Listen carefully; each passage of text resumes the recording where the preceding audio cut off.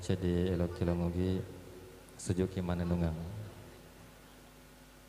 Semoga bisa menghibur.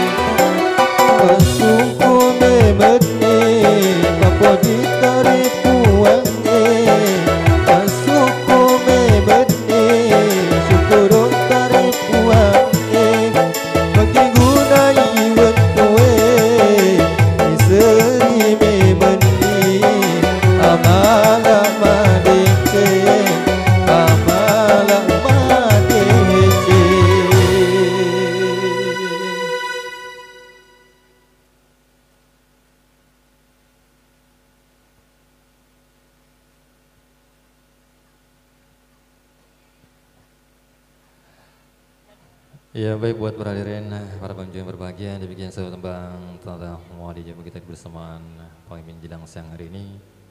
Tentunya bisa menghibur, terutama buat teman-teman lebih yang hadir di sini. Baik untuk tembang selanjutnya kembali dihibur bersama dua artis kami di sini, yaitu bersama Mbak Yunita dan Saida Amir, tentunya dengan teman-teman.